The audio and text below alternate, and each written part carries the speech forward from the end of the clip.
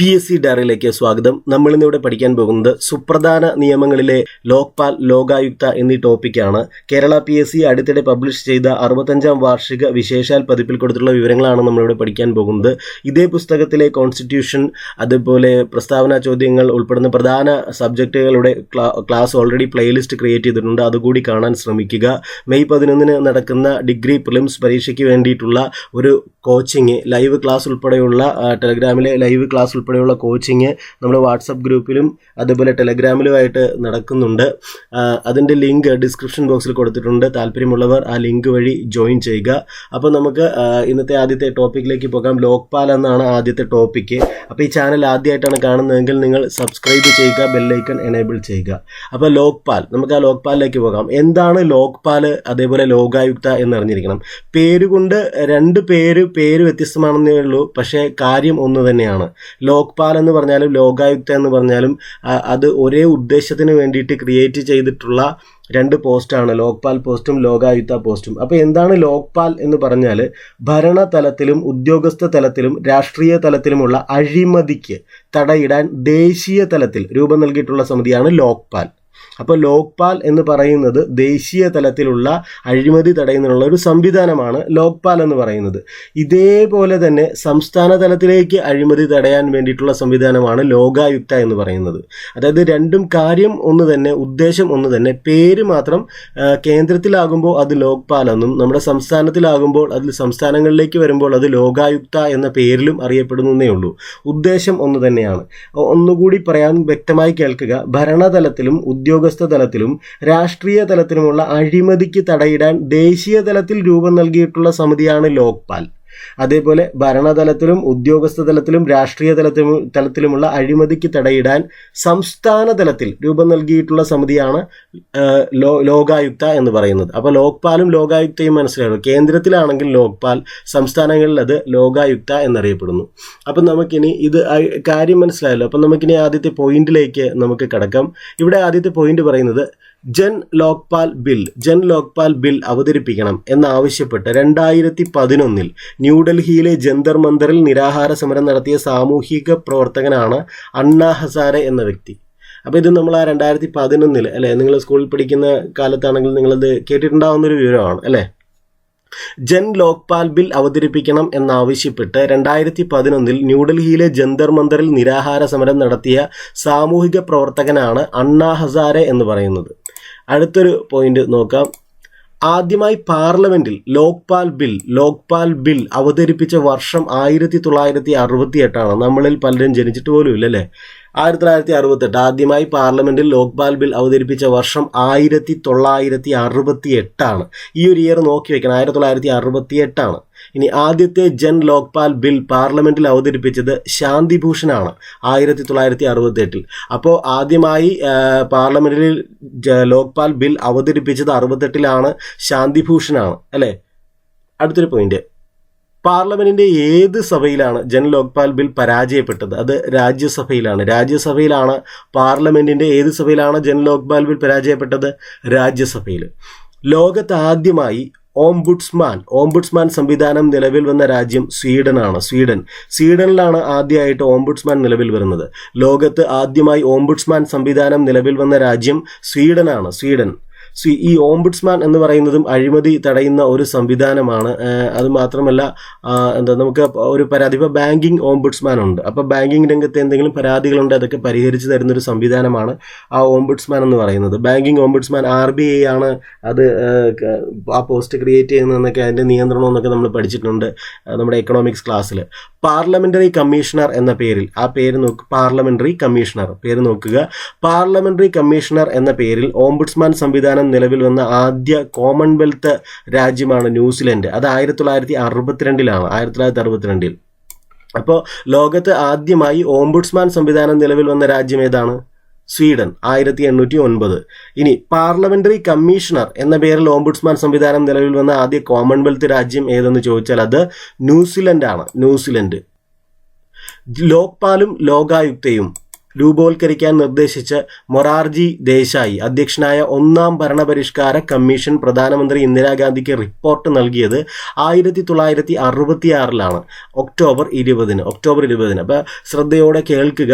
ലോക്പാലും ലോകായുക്തയും രൂപവത്കരിക്കാൻ നിർദ്ദേശിച്ച് മൊറാർജി ദേശായി അധ്യക്ഷനായ ഒന്നാം ഭരണപരിഷ്കാര കമ്മീഷൻ പ്രധാനമന്ത്രി ഇന്ദിരാഗാന്ധിക്ക് റിപ്പോർട്ട് നൽകിയ വർഷം 1966 ഒക്ടോബർ 20.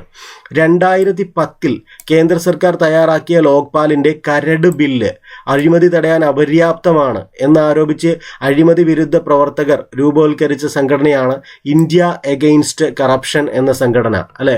അപ്പൊ ഈ സംഘടന ഇച്ചിരി ഇമ്പോർട്ടൻസ് ഉള്ളൊരു സംഘടനയാണ്, അല്ലെ? എന്താണ് കരട്? 2010 കേന്ദ്ര സർക്കാർ തയ്യാറാക്കിയ ലോക്പാലിന്റെ കരട് ബിൽ അഴിമതി തടയാൻ അപര്യാപ്തമാണ് എന്നാരോപിച്ച് അഴിമതി വിരുദ്ധ പ്രവർത്തകർ രൂപവത്കരിച്ച സംഘടനയാണ് ഇന്ത്യ എഗെയിൻസ്റ്റ് കറപ്ഷൻ എന്ന് പറയുന്ന സംഘടന. India against corruption. UPA സർക്കാർ ലോക്പാൽ ബിൽ ലോകസഭയിൽ അവതരിപ്പിച്ചത് എന്നാണ്? അത് 2011 ഡിസംബർ 22, അല്ലെ? അപ്പോൾ ഏത് സർക്കാരാണ്? ഇപ്പം നമ്മുടെ കേന്ദ്രം ഭരിക്കുന്നത് NDA സർക്കാരാണല്ലോ, അല്ലെ? അന്ന് ഭരിച്ചിരുന്നത് 2011 UPA സർക്കാരാണ് ഭരിച്ചിരുന്നത്, അല്ലെ? INCയുടെ നേതൃത്വത്തിലുള്ള UPA സർക്കാരാണ്. അപ്പോൾ UPA സർക്കാർ ലോക്പാൽ ബിൽ ലോകസഭയിൽ അവതരിപ്പിച്ചത് 2011 ഡിസംബർ 22. 2011 ഡിസംബർ 22. ഇന്ത്യയിലെ ആദ്യത്തെ ലോക്പാൽ എന്നറിയപ്പെടുന്നത് പിനാക്കി ചന്ദ്രഘോഷാണ്. ഇന്ത്യയിലെ ആദ്യത്തെ ലോക്പാലായിട്ട് നിയമിതനായതാരാണ്? പിനാക്കി ചന്ദ്രഘോഷാണ്. പിനാക്കി ചന്ദ്രഘോഷാണ് ഇന്ത്യയിലെ ആദ്യത്തെ ലോക്പാലായിട്ട് തിരഞ്ഞെടുക്കപ്പെട്ടത്. ഈ ലോക്പാൽ എന്നതിലെ മിക്കവാറും എപ്പോഴും ചോദിക്കാൻ സാധ്യതയുള്ളൊരു ക്വസ്റ്റ്യൻ ഒന്ന് ഇതാണ്, പിനാക്കി ചന്ദ്രഘോഷ് ആദ്യത്തെ ലോക്പാൽ. അത് നിങ്ങൾക്കറിയാമല്ലോ. ഇപ്പോൾ ഇലക്ഷൻ കമ്മീഷൻ ആണെങ്കിലും എന്താണെങ്കിലും ആദ്യത്തെ, ഇപ്പം നമ്മുടെ ഹ്യൂമൻ റൈറ്റ്സ് കമ്മീഷൻ ആണെങ്കിലും വിവരാവകാശ കമ്മീഷൻ ആണെങ്കിലും എല്ലാം ആദ്യത്തേതിന് വളരെ പ്രാധാന്യമുണ്ട്. അതുകൊണ്ട് ഇപ്പോൾ പറഞ്ഞ കൂട്ടത്തിൽ വെരി വെരി ഇമ്പോർട്ടൻ്റ് ആണ്. ഇതെന്നും ഓർത്തിരിക്കേണ്ട ഒരു ക്വസ്റ്റ്യൻ ആണ്. ലോക്പാൽ, ആദ്യത്തെ ലോക്പാൽ ആരെന്നുള്ളത്. അത് പിനാക്കി ചന്ദ്രഘോഷാണ്.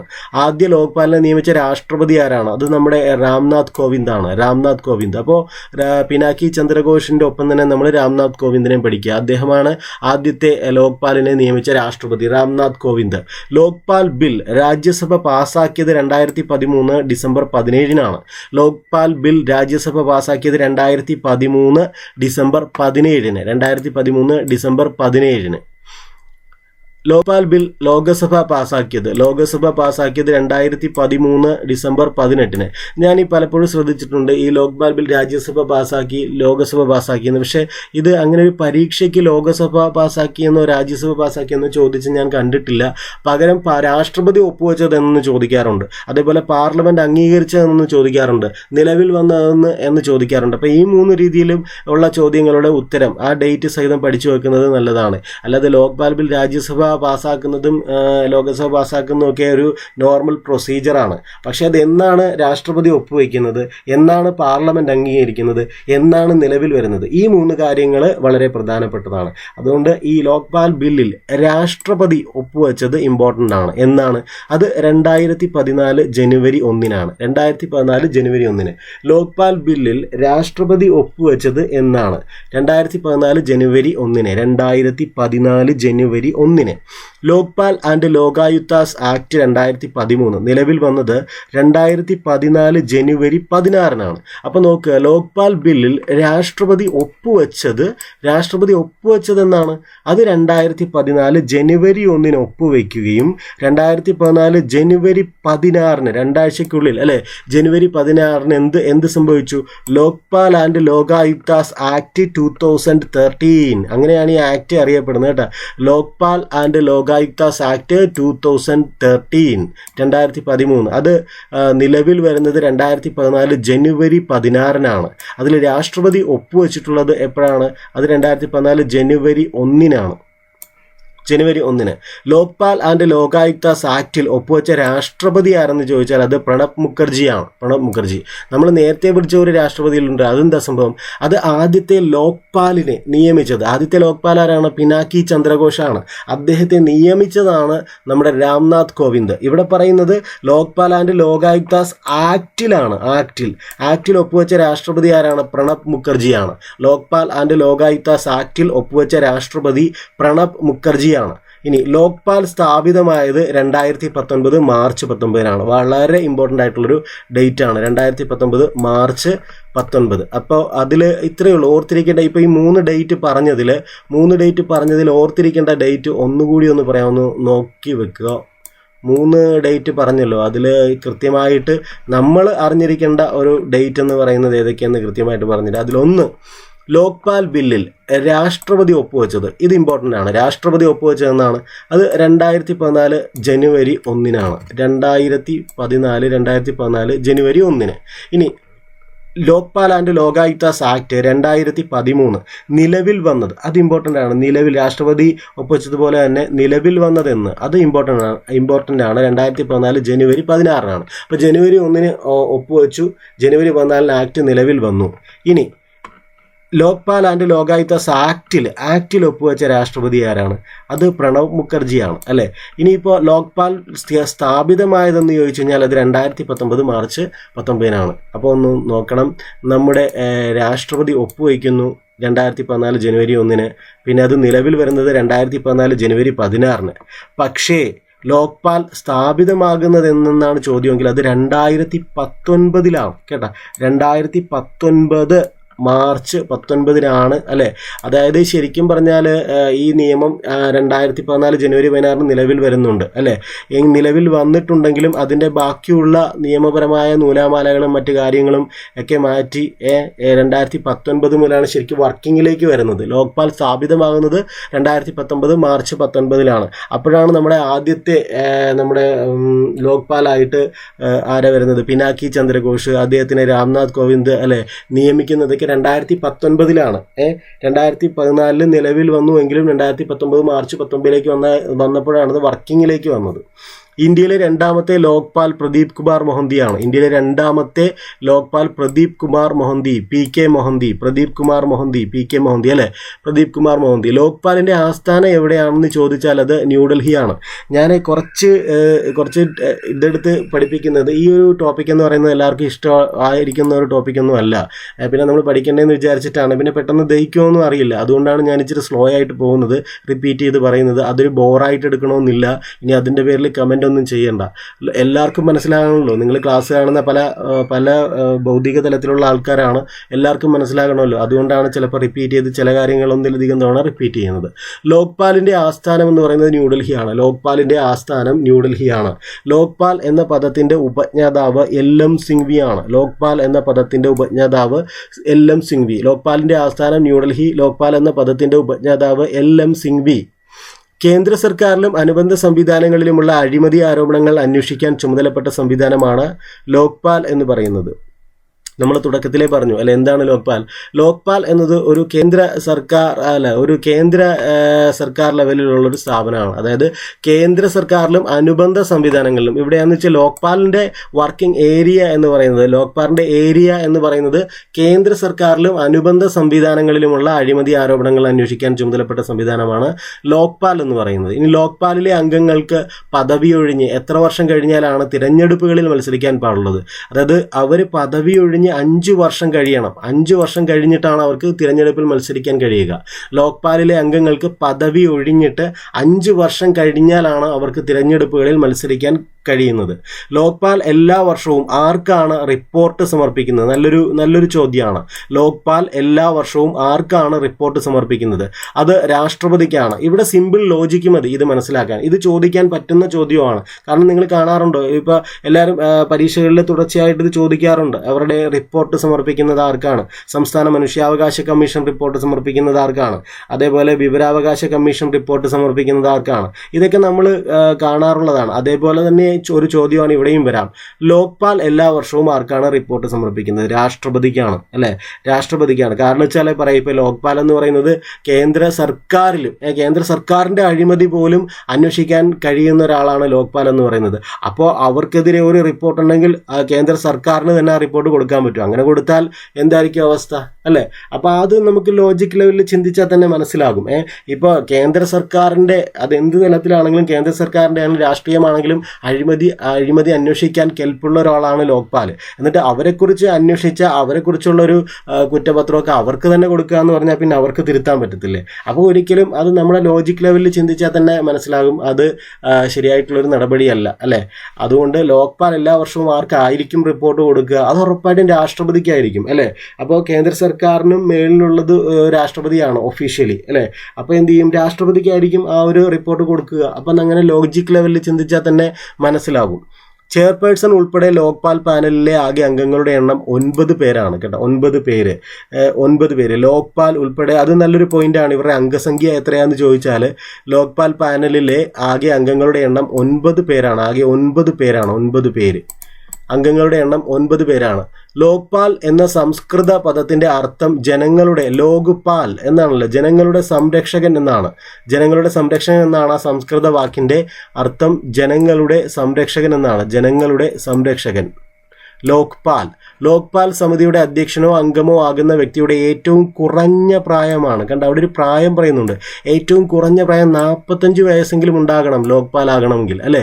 ലോക്പാൽ സമിതിയുടെ അധ്യക്ഷനോ അംഗമോ ആകുന്ന വ്യക്തിയുടെ ഏറ്റവും കുറഞ്ഞ പ്രായം എന്ന് പറയുന്നത് 45 വയസ്സാണ് അല്ലെ. 45 വയസ്സ് മിനിമം പ്രായം പറയുന്നുണ്ട്. മിനിമം പ്രായം ലോക്പാലിന് 45 വയസ്സാണ്. ലോക്പാൽ അംഗങ്ങളെ നിയമിക്കുന്നത് ആരാണ്? അത് രാഷ്ട്രപതിയാണ്. കണ്ട, രാഷ്ട്രപതി നിയമിക്കുന്നു.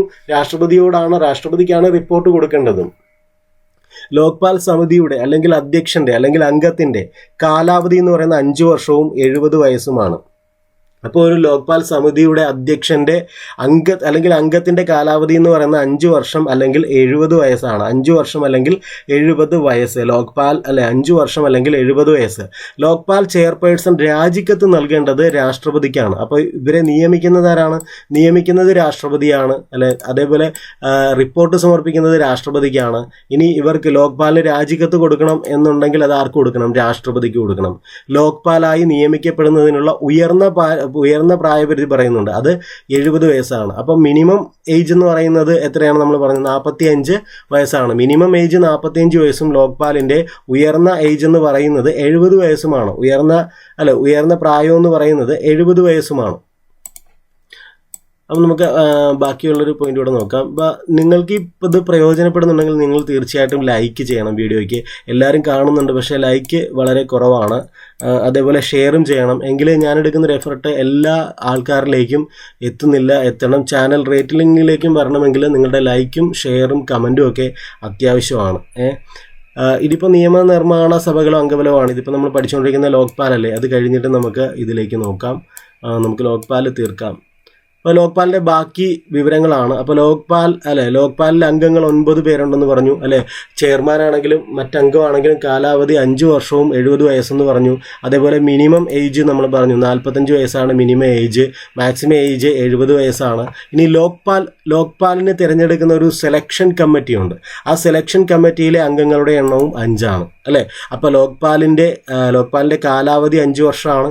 അതേപോലെ ലോക്പാലിൻ്റെ സെലക്ഷൻ കമ്മിറ്റിയിലെ അംഗങ്ങളുടെ എണ്ണവും 5 ആണ്. ലോക്പാലിനെ തിരഞ്ഞെടുക്കുന്ന സെലക്ഷൻ കമ്മിറ്റിയിലെ അംഗങ്ങളുടെ എണ്ണവും 5 ആണ്. ലോക്പാലിലെ അംഗങ്ങളുടെ സേവന വേതന വ്യവസ്ഥകൾ അല്ലെ.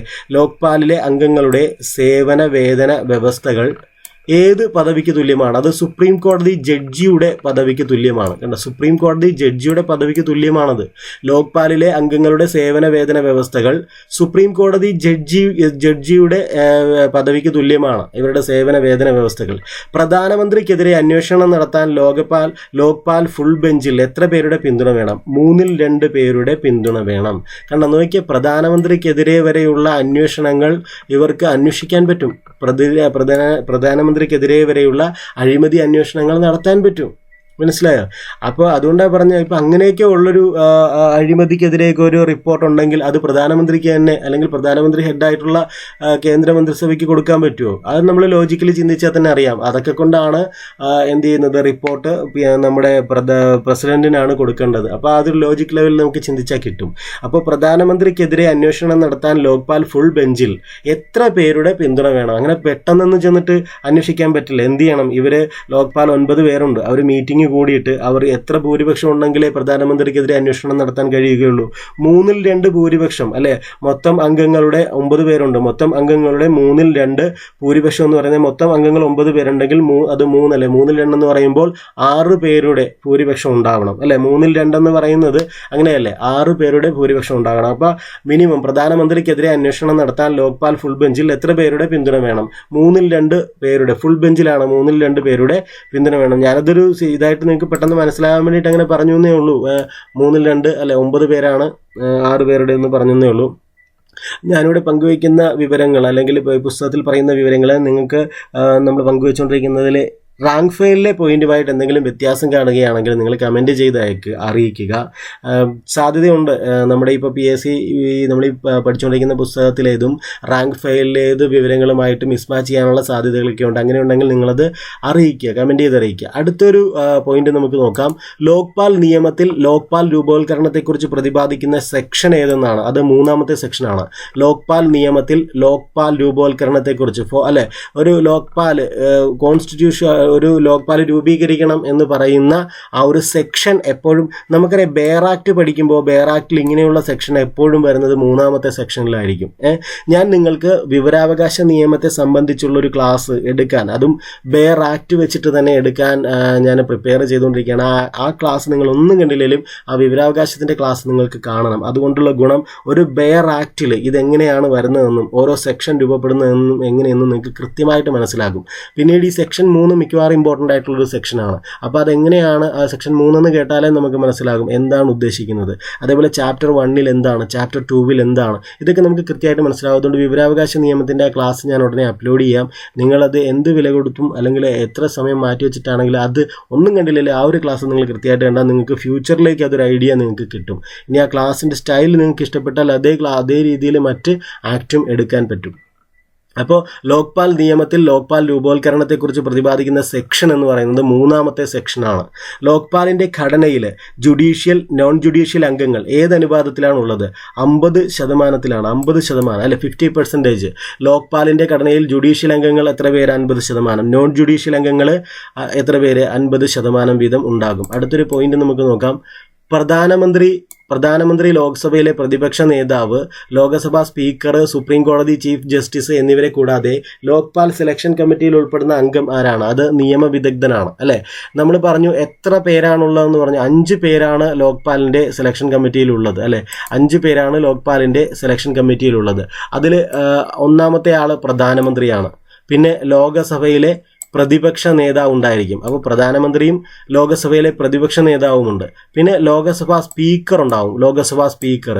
അപ്പോൾ പ്രധാനമന്ത്രി, ലോകസഭയിലെ പ്രതിപക്ഷ നേതാവ്, ലോകസഭാ സ്പീക്കർ, പിന്നെ സുപ്രീം കോടതി ചീഫ് ജസ്റ്റിസ് ഉണ്ടാവും, സുപ്രീം കോടതി ചീഫ് ജസ്റ്റിസ്. അപ്പം 4 പേരായി. ഇവരെ കൂടാതെ ലോക്പാൽ സെലക്ഷൻ കമ്മിറ്റിയിൽ ഉൾപ്പെടുന്ന അംഗം എന്ന് പറയുന്നത് ഒരു നിയമവിദഗ്ധൻ കൂടി ഉണ്ടാകും. മനസ്സിലായല്ലോ? ഈ ലോക്പാൽ എന്ന കമ്മിറ്റിയുടെ ഇമ്പോർട്ടൻസ് എന്താണെന്ന് ഇപ്പം നിങ്ങൾക്ക് മനസ്സിലായല്ലോ. കാരണം എന്താ?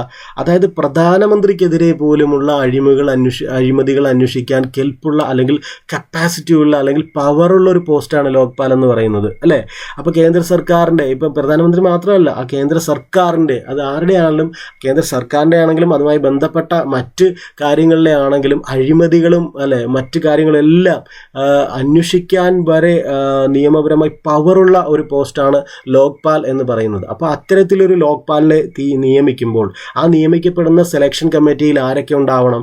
ഒരു നിയമവിദഗ്ധൻ ഉണ്ടാവണം ഉറപ്പായിട്ടും. അത് നിങ്ങൾ ഓർത്തിരിക്കണം, ഒരു നിയമവിദഗ്ധൻ ഉണ്ടാകണം അല്ലേ? പിന്നെ നോർമൽ ലെവലിലെ സെലക്ഷൻ കമ്മിറ്റിയിൽ ആരൊക്കെ കാണും? പ്രധാനമന്ത്രി കാണാറുണ്ട് അല്ലേ? ലോകസഭയിലെ സ്പീക്കറും കാണാറുണ്ട്, പ്രതിപക്ഷ നേതാവൊക്കെ ചിലതിൽ കാണാറുണ്ട് അല്ലേ?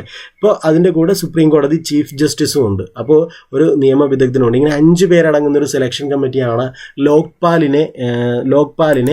തിരഞ്ഞെടുക്കുന്നത്. അപ്പോൾ ലോക്പാൽ കഴിഞ്ഞു. ഇനി അടുത്തത് നമ്മുടെ ലോകായുക്തയാണ്. ലോകായുക്ത പറഞ്ഞു ഇതേപോലെ തന്നെ അഴിമതി അല്ലെ നമ്മുടെ സംസ്ഥാന സർക്കാരിൻ്റെ ആയാലും അല്ലെ സംസ്ഥാന സർക്കാരുമായി ബന്ധപ്പെട്ട അഴിമതികളും അതേപോലെ സംസ്ഥാനത്തെ നമ്മുടെ സർക്കാർ ഓഫീസുകളിലെ ഭരണതലത്തിലും ഉദ്യോഗസ്ഥ തലത്തിലും രാഷ്ട്രീയ തലത്തിലുമുള്ള അഴിമതിക്ക് തടയിടാൻ വേണ്ടിയിട്ട് സംസ്ഥാന തലത്തിൽ രൂപീകരിക്കപ്പെട്ട ഒരു ഇതാണ് ലോകായുക്ത എന്ന് പറയുന്നത് അല്ലേ? സംവിധാനമാണ് ലോകായുക്ത എന്ന് പറയുന്നത്. അത് പറയാനാണെങ്കിൽ ഔദ്യോഗിക കൃത്യനിർവഹണവുമായി ബന്ധപ്പെട്ടുള്ള അഴിമതിയാകാം, സ്വജനപക്ഷപാതമാകാം, പദവി ദുരുപയോഗമാകാം, മറ്റുള്ളവർക്ക് ഉപദ്രവമുണ്ടാക്കുന്ന നടപടികൾ, വ്യക്തിപരമായോ മറ്റുള്ളവർക്കോ നേട്ടമുണ്ടാക്കാൻ വേണ്ടി സ്ഥാപിത താല്പര്യത്തോടെയുള്ള നടപടികൾ, മനഃപൂർവ്വം നടപടികൾ താമസിപ്പിക്കുക തുടങ്ങിയ ക്രമക്കേടുകൾ ലോകായുക്തയ്ക്ക് പരാതിയായി നൽകാവുന്നതാണ്. അപ്പോൾ അത് ലോകായുക്തയുടെയും പ്രത്യേകത മനസ്സിലായല്ലോ. കേന്ദ്രത്തിൽ ലോക്പാൽ എങ്ങനെയാണോ അതുപോലെ തന്നെയാണ് ലോകായുക്തയും. അപ്പോൾ നമുക്ക് നോക്കാം. കേരള ലോകായുക്ത ആൻഡ് ഉപലോകായുക്ത ആക്ട് രാഷ്ട്രപതി ഒപ്പുവെച്ച വർഷം 1999 മാർച്ച് 4-നാണ്. നോക്കുക, കേരള ലോകായുക്ത ആൻഡ് ഉപലോകായുക്ത, കേരളത്തിൽ ലോകായുക്തയും ഉപലോകായുക്തയുമാണ്. ലോകായുക്തയെ ഹെൽപ്പ് ചെയ്യാൻ വേണ്ടിയിട്ട് ഒരു ഉപലോകായുക്ത കൂടെ കാണും അല്ലേ.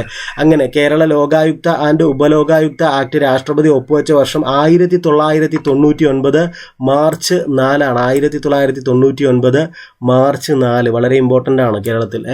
1970 ലോകായുക്ത നിയമം പാസാക്കിയ ഒഡീഷയിൽ അത് പ്രാബല്യത്തിൽ വന്നത് 1983-ലാണ്. എത്രയോ വർഷങ്ങൾക്ക് മുമ്പ് അവിടെയൊക്കെ വന്നു അല്ലേ. 68 ഇങ്ങനെ ഒരു ബില്ല് അവതരിപ്പിക്കുന്നുണ്ട്. പിന്നീട് അത് കുറേ കാലങ്ങൾ കൊണ്ട് എടുക്കും, മാറ്റിവെക്കും, അങ്ങനെയൊക്കെ പോയി. പക്ഷേ എങ്കിലും 68 ആ ബില്ല് അവതരിപ്പിച്ചുവെങ്കിലും അത് പിന്നീടല്ലേ 70 വന്നപ്പോൾ ലോകായുക്ത നിയമം ഒഡീഷയിൽ പാസ്സാക്കിയിട്ടുണ്ട് അല്ലേ. 68 ആ ബില്ല് അവതരിപ്പിച്ചതെന്ന് നമ്മൾ തുടക്കത്തിൽ അതായത് ലോക്പാലുമായിട്ട് ബന്ധപ്പെട്ട ആക്ട് അല്ലേ, അത് അവതരിപ്പിക്കുന്നത് 68 ഇങ്ങനെ ഒരു ഐഡിയ കൊണ്ടുവരുന്നത്. അങ്ങനെ ഐഡിയ കൊണ്ടുവന്നതിന് ശേഷം 70 ആയപ്പോഴത്തേക്കും ആ ലോക്പാലിൻ്റെ മറ്റൊരു സംസ്ഥാന വെർഷനായ ലോകായുക്ത എന്ന് പറയുന്ന നിയമം ഒഡീഷയിലൊക്കെ പാസ്സാക്കി അല്ലേ. പാസ്സാക്കിയെങ്കിലും 70 പാസ്സാക്കിയെങ്കിലും ഒഡീഷയിൽ അത് പ്രാബല്യത്തിൽ വരുന്നത് 83-ലാണ്. 83 ഇനി സംസ്ഥാനങ്ങളിലേക്ക് വരുമ്പോൾ നമ്മുടെ കേരളത്തിൽ അത് 99 മാർച്ച് 4-ന് ലോകായുക്ത ആൻഡ് ഉപലോകായുക്ത ആക്ട് പാസ്സാക്കിയിട്ടുണ്ടായിരുന്നു അല്ലേ. ഇനി മഹാരാഷ്ട്രയിൽ ലോകായുക്ത നിയമം പാസ്സാക്കിയത് 1971-ലാണ് കേട്ടോ. ഇതൊക്കെ വേണമെങ്കിൽ ഇപ്പം നിങ്ങൾ നോക്കി, ഇവിടെ കേരളത്തിൽ ആക്ട് പാസ്സാക്കിയ വർഷം പറയുന്നു, അതേപോലെ ഒഡീഷയിൽ പാസ്സാക്കിയ പറയുന്നു, മഹാരാഷ്ട്രയിൽ പാസ്സാക്കിയ പറയുന്നു.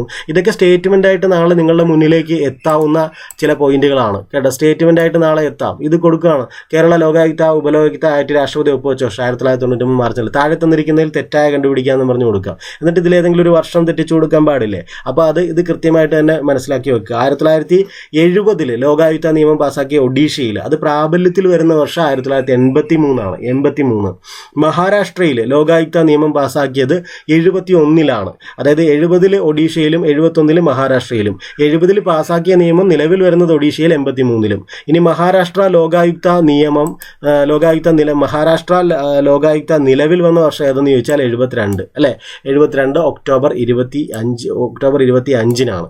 അപ്പോൾ 70 ഒഡീഷയിൽ പാസ്സാക്കുന്നു, അത് നിലവിൽ വരുന്നത് 83-ല്. അതേപോലെ 71 മഹാരാഷ്ട്രയിൽ ലോകായുക്ത നിയമം പാസ്സാക്കുന്നു, അത് നിലവിൽ വരുന്നത് 72-ല്. ക്ലിയർ ആയെന്ന് വിചാരിക്കുന്നു.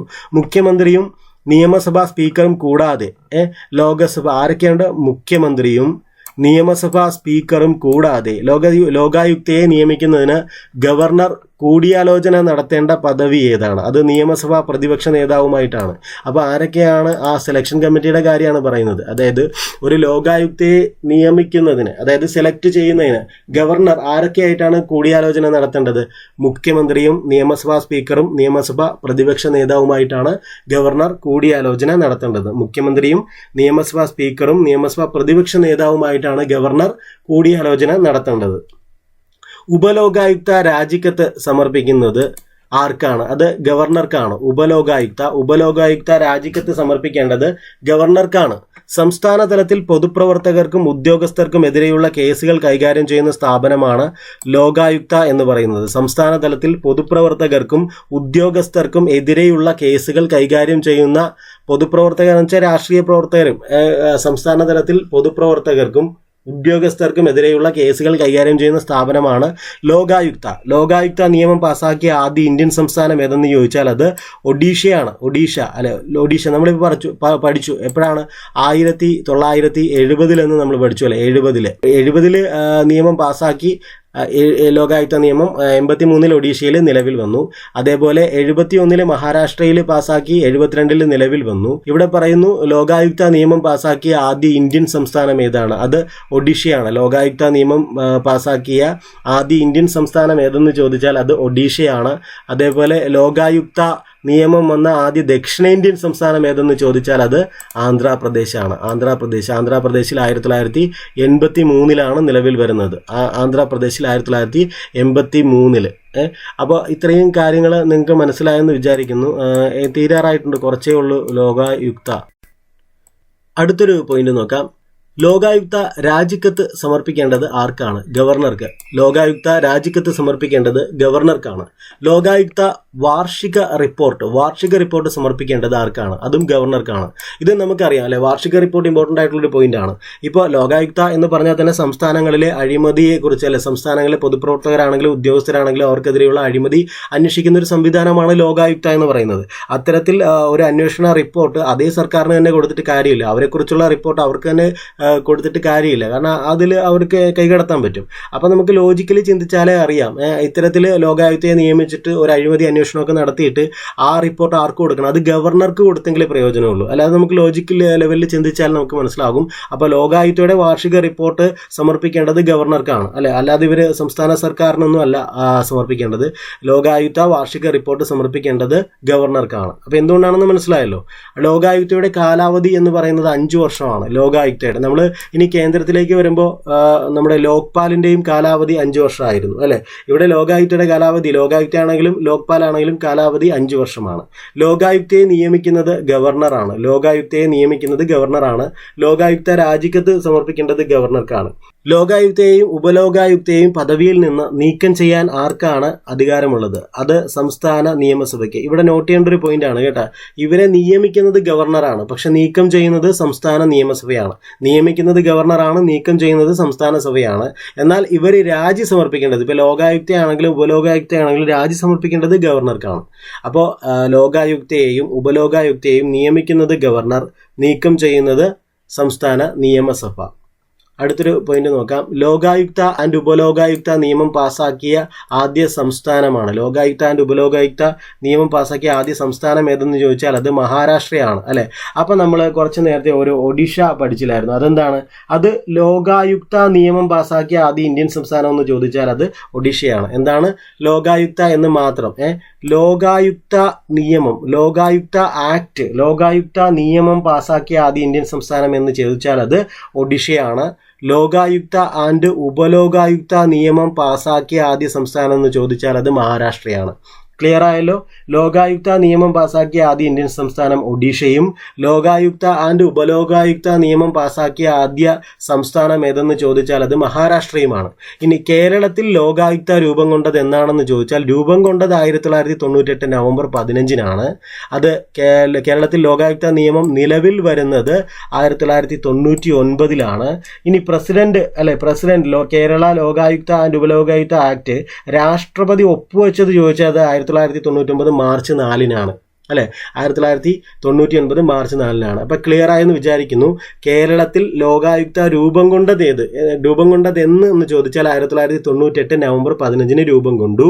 അത് നിലവിൽ വരുന്നത് 98 നവംബർ 15 രൂപം കൊണ്ട ലോകായുക്ത നിലവിൽ വരുന്നത് 99 അല്ലെ. 99 ആ 99 ഒപ്പുവയ്ക്കുന്നത് കേരള ലോകായുക്ത ആൻഡ് ഉപലോകായുക്ത ആക്ടിൽ രാഷ്ട്രപതി ഒപ്പുവയ്ക്കുന്നത് 1999 മാർച്ചിൽ 4 1999 മാർച്ച് 4 അതിൽ രാഷ്ട്രപതി ഒപ്പുവയ്ക്കുന്നത്. അപ്പോൾ ക്ലിയർ ആയെന്ന് വിചാരിക്കുന്നു. കേരളത്തിൽ ലോകായുക്തയുടെ ആസ്ഥാനം എന്ന് പറയുന്നത് തിരുവനന്തപുരമാണ്. കേരളത്തിൽ ലോകായുക്ത ദിനമായി ആചരിക്കുന്നത് നവംബർ 15 അല്ലെ. ആസ്ഥാനം തിരുവനന്തപുരം അല്ലെ. കേരള ലോകായുക്ത ദിനമായി ആചരിക്കുന്നത് നവംബർ 15 അല്ലെ. നവംബർ 15 കേരള ലോകായുക്ത ദിനമായിട്ട് ആചരിക്കുന്നു. കേരളത്തിന്റെ ആദ്യത്തെ ലോകായുക്ത ജസ്റ്റിസ് PC ബാലകൃഷ്ണ മേനോനാണ്. കേരളത്തിലെ ആദ്യ ലോകായുക്ത അധികാരമേറ്റത് 1998 ഡിസംബർ 24 അല്ലെ. 1998 ഡിസംബർ 24 കേരളത്തിലെ ആദ്യ ലോകായുക്ത അധികാരമേറ്റു. ജസ്റ്റിസ് PC ബാലകൃഷ്ണ മേനോനാണ് കേരളത്തിന്റെ ആദ്യത്തെ ലോകായുക്ത. കേരളത്തിലെ ഉപലോകായുക്തമാരുടെ എണ്ണം 2 കേരളത്തിലെ ഒരു ലോകായുക്തയും 2 ഉപലോകായുക്തമാരുമുണ്ട്. അപ്പൊ ഇത്രയുമാണ് നമ്മുടെ ലോകായുക്തയെക്കുറിച്ച് പഠിക്കാനുള്ളത്. അപ്പൊ ഇന്ന് നമ്മൾ പഠിച്ചത് ലോക്പാലും ലോകായുക്തയുമാണ് നമ്മൾ ഇന്ന് പഠിച്ചിട്ടുള്ളത്. ഈ ചാനൽ നിങ്ങൾക്ക് ഇഷ്ടപ്പെട്ടുവെങ്കിൽ നിങ്ങൾ സബ്സ്ക്രൈബ് ചെയ്യുക. നിങ്ങൾ ഈ ചാനൽ സപ്പോർട്ട് ചെയ്യുക, ലൈക്ക് ചെയ്യുക, കമന്റ് ചെയ്യുക. Thank you.